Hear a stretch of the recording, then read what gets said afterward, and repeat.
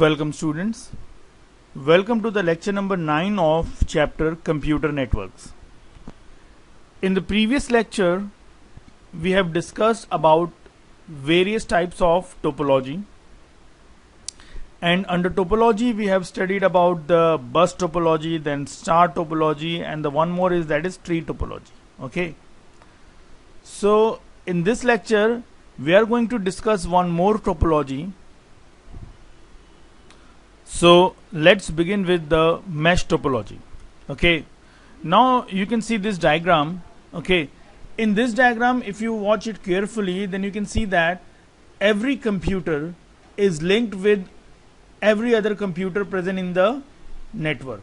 Okay, if you think that if you take this computer as A computer and we name this computer as B, this one as C, and we name this computer as D. Okay, so if you look at this diagram, you can see that the system A is directly connected to B, as well as system A is also directly connected to C, as well as with the system D. And not only A, the other computers are also connected with each and every computers present in the network. Like B is also connected to A, D, C, right? So this type of arrangement is called as the mesh topology, right? In this way, if A wants to send any data to B, he can send the data directly to B. Okay, and suppose in case the connection between the A and B is corrupt, okay, so there is no problem, because there are other ways also from where A can send data to the B. He can use this path to send the data to first C, and then that data will be transmitted to the data B. Okay, so in mesh topology, each system has a dedicated one-to-one link with every system on the of a network, due to which there are multiple paths to transfer the data from one system to another system. Okay, so due to this arrangement, there exist multiple paths from which data can be sent from one computer to the other computer. So this is the topology, that is a mesh topology with us. Now after that, we are going to start with a new topic, and the topic is network devices. Okay, under the network devices, the first device that we are going to study is basically modem. Okay, so the first device is modem, and let me first explain you the requirement of the modem device. Okay, so let me explain you with the help of an example. Suppose in the earlier time, when the internet is newly introduced, okay, and suppose at that time if we want to set the internet connection in our systems, then what we have to do? At that time, there is a company named as MTNL. Okay, so this MTNL company provides the internet connection, right? Why this MTNL is chosen to flourish the internet in India? The reason is that because we need a company whose network is already established all over the country, and at that time MTNL is the company whose network, whose telephone network is already established in various parts of the country. Okay, so if we use the MTNL for using the internet whose network is already established, so there may be a very little problem for us. But the main thing that problem that arise in say using the internet by MTNL, suppose let me explain you with an example. Suppose this is the computer. Okay, so this is a source computer. Source means the user using this computer want to send some data to this computer. Let call it as a destination computer. Okay, now what will happen? This source computer wants to send some data to the destination computer, and for using it, for sending the data from this to this, we are using the network of MTNL. All right, but there is a problem. The problem is that in the computer, the data is present in the form of digital signals. Okay, similarly in the destination computer also, the data must be present in the form of digital signals, right?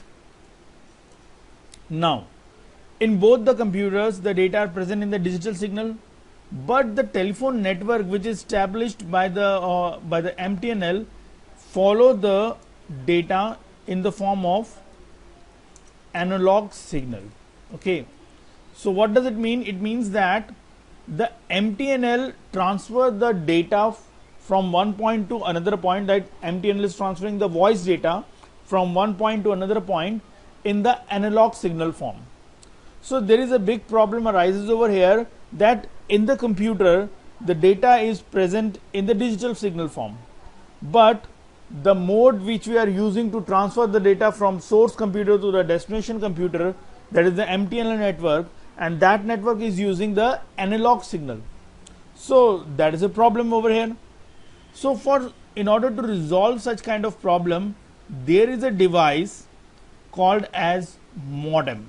Okay, so there is a device, that device is called as the modem, and the same device, that is modem, is also placed at the destination point also. Okay, so now the modem is present in both the sites. Okay, so let us see that what will happen. First, the data from source computer will be sent to the modem. Okay, and at that time what work will be performed by the modem? The modem simply converts the data, that is data which is in the form of digital signals, into the analog signal. Okay, so what purpose is performed by this modem? This modem takes the data in the digital signal form and then converts that data into the analog signal form. Okay, and once the data is converted into the analog signal form, then the data use the network of the MTNL, and by using that network the data moves to the modem of the destination computer. Okay, so at that point what will happen?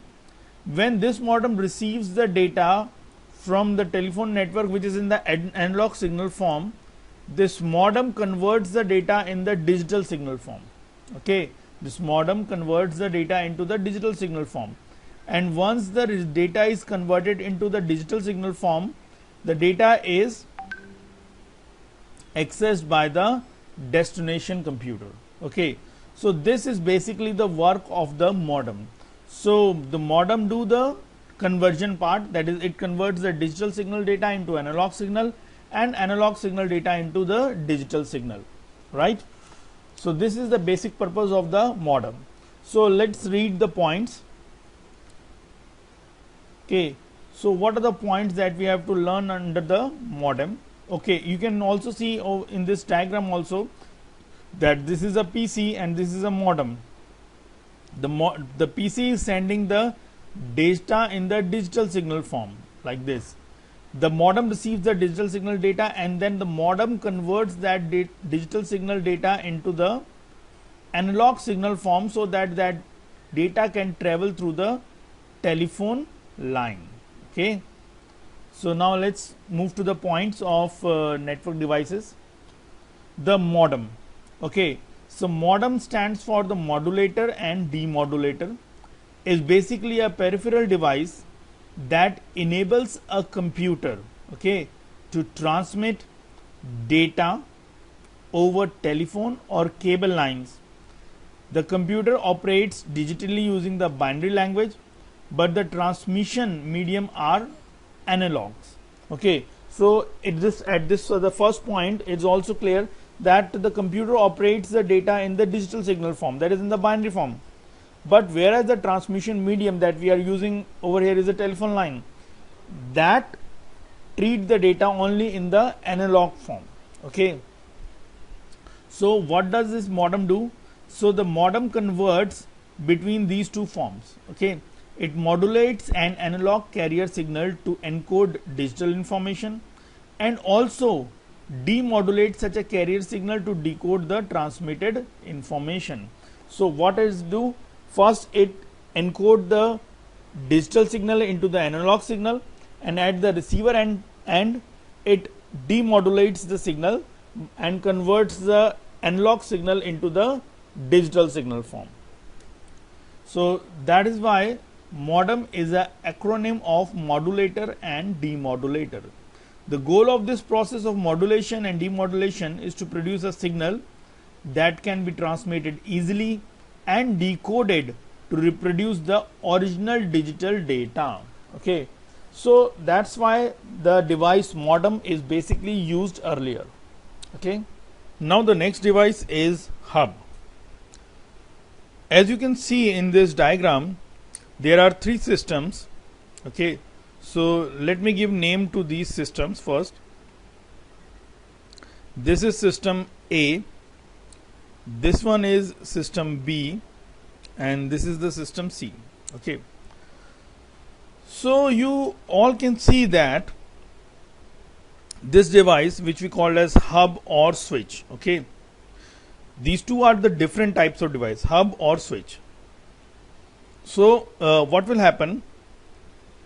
All the computers are connected with each other with the help of this device named as switch, hub. Okay, so you can see that there is a network cable which connects a system with this hub. Okay, now what is basically the working strategy of this hub? Suppose A wants to send some message to B. Okay, A have some message which he wants to send to the B only. But what will happen in case of a hub? The message from the system A moves to the hub. Okay, and when the hub receives the message, it will not check that to which system this message belongs. No, it will not check at all. It will straight away send that message to all the machines present in the network. So it means that message will be sent to the system C also. The message will be sent to the system B also. When this message reaches to the system C will check that whether this message belongs to him or not. And if the message does not belongs to him, then it simply rejects the message. Whereas when the same message reaches to the system number B, the system number B checks whether this message belongs to him or not. Yes, the message belongs to him. So it will accept the message and display the content. Okay, so this is the working strategy of the hub. So hub is a device that allows us to connect multiple computers together in a network. As you can see in this diagram also, with the help of this hub, we are able to connect these three computers together in a network. Okay. The next point is that the hub has ports. What is the ports? These, you can see that this is a port number 1, this is port number 2, this is port number 3. So these are the ports. Okay. So a hub has ports into which the cable from individual computer NIC are inserted. Okay, so basically the hub has different ports with it. So the cable from these systems will get inserted to these ports. Okay, so this way each computer NIC is connected to the hub, and hence all the computers are connected together. Okay, so in this way all the systems are connected together with the help of this device named as hub. Whenever a computer has to send some information to some other computer, okay, the information is sent by the NIC of the hub. Okay, so the NIC which is present in this computer, that is network interface card unit, okay, or we can also call it as a LAN card, right?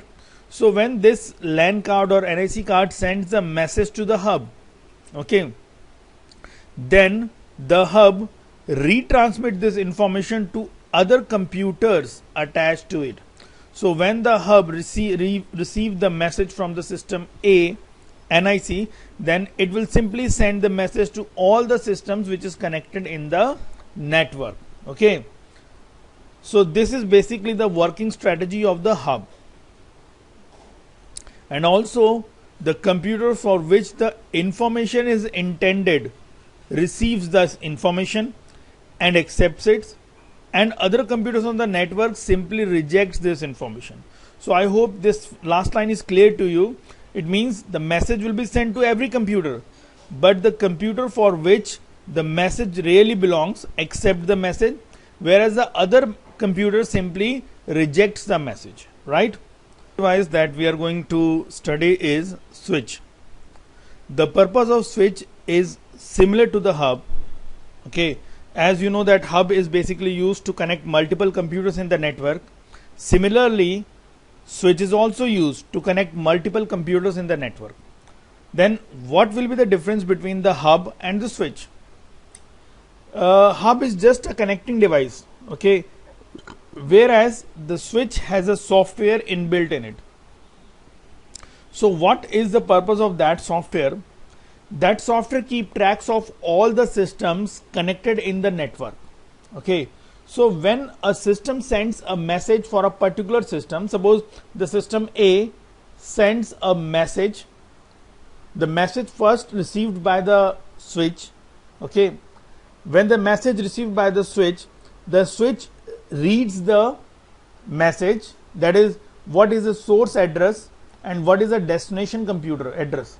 Okay, so once the switch reads the destination computer address, then the software checks that this destination computer belongs to which port number.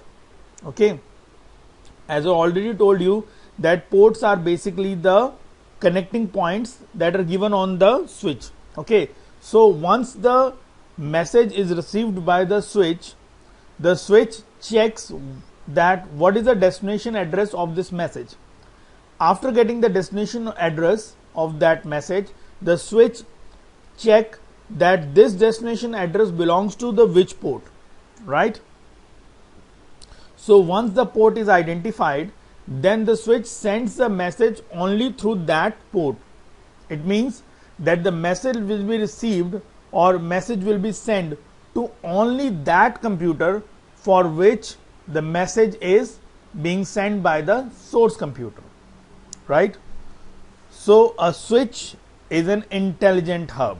Similarly, because hub is also used for connecting multiple computers, similarly switch is also used for connecting multiple computers. Okay, so it looks exactly like a hub.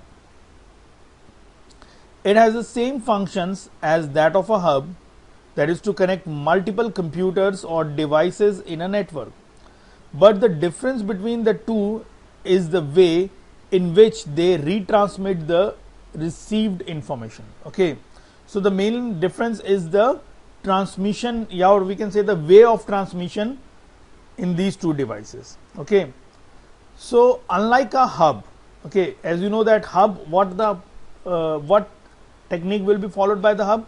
It receives the message and deliver that message to all the systems which is present in the network, or we can say that it simply broadcasts the message to all the computers which is present in the network.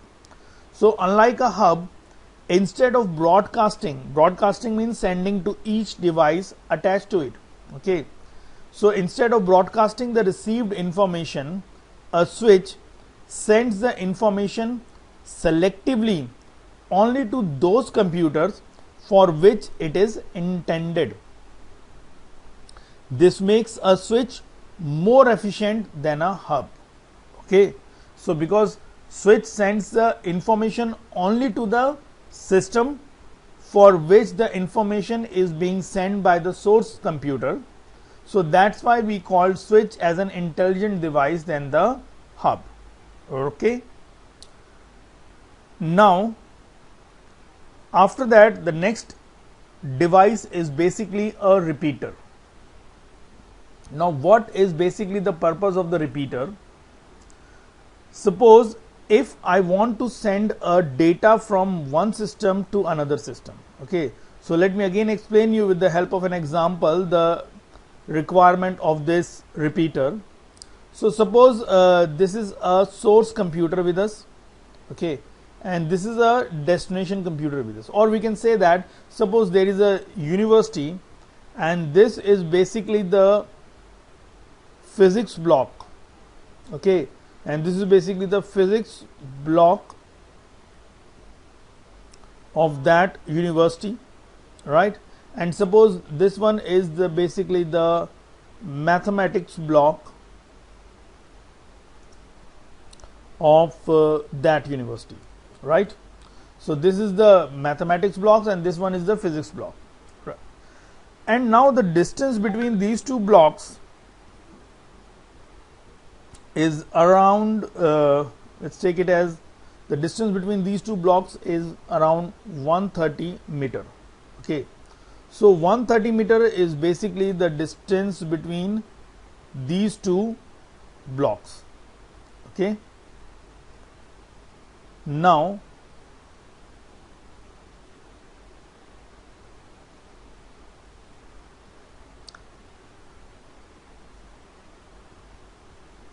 so the distance between these two blocks is around 130 meter, okay. And now we have set up a connection by establishing a wired connection between these two blocks, okay. Now we are using basically the twisted pair cable, and as we know that the basically the twisted pair cable send the signal up to 100 meter at one time, okay. So the basically the network setting person didn't consider that thing, and he simply set up a twisted pair cable between these two blocks. But what will be the problem that you're going to face? Suppose this block send any message to the mathematics block, that message will not reach to the mathematics block, in spite that after 100 meter that mathematics message, the message which is sent by this physics block will get clear, or we can say that the message strength finishes, due to which the message can't reach to the mathematics block. And why the message strength finishes? Because we know that in case of the twisted pair cable, the message can travel a distance of 100 meter at one time, okay.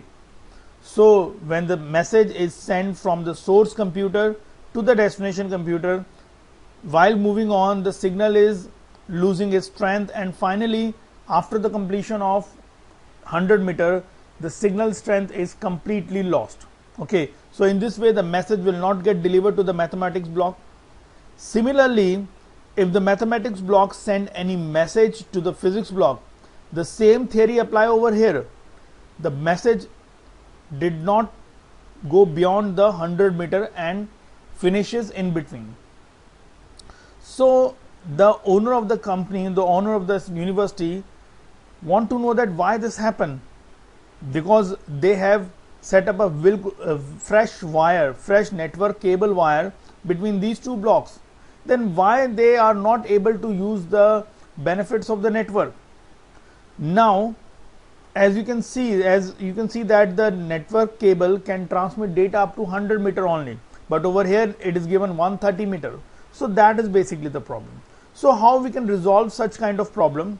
In order to resolve such kind of problem, we basically put a device named as repeater, okay. So suppose this symbol represents the device named as repeater.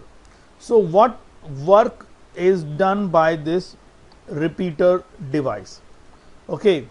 So what work will be done by this repeater?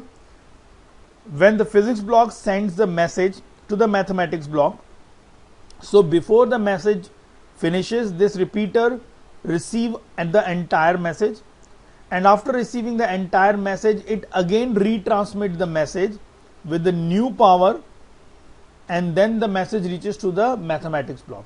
Similarly, if mathematics block is sending some data to the physics block, in between this repeater is receiving the message, and after receiving all the entire message, it again boosts up the message and send it to the physics block. So in this way the message travel this long distance, but with the help of this device named as repeater.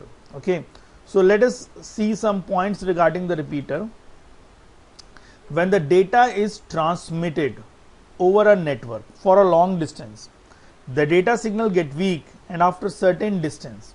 Okay, so as you all know that when we transmit the data for a long distance communication, the data signal will get weak after a certain distance. As I have taken in case of the twisted pair cable, the maximum distance is around 100 meter only. Okay, this distance depends on the data transferred range of the transmission channel. Okay, because when we talk about the twisted pair cable, in case of twisted pair cable, you can send data up to 100 meter at one stretch. But if we talk about the coaxial cable, then with the help of the thin net coaxial cable, we can send data up to 185 meter in one stretch. And if we are using thick net coaxial cable, then we can send data up to 500 meter at one stretch. So basically it depends also on the transmission channel that we are using. Okay, so this distance, the distance after which the signal gets weak, this distance depends on the data transfer range of the transmission channel being used and can be from a few meters to a few kilometers. Okay, if the signal becomes weak, it cannot reach its destination. Therefore, some device is required which can re-strengthen the data signal. Okay, so a device is required so that before the signal loses its strength completely, it will be received by some device so that he can reboost it or he can retransmit that signal after boosting it up. Okay, so some device is required which can re-strengthen the data signal before it gets too weak. So repeater is such a device, right? A repeater regenerates the received signal and retransmit it to the destination. So thus we can say that repeater is a device that is used to regenerate a signal which is on its way through a communication channel. A repeater regenerates the received signals and retransmit it to the destination. So I hope all these points related to the repeater is clear to you. Okay, so that's all for today's class. I hope you understand each and every network devices. So thank you very much and have a nice day.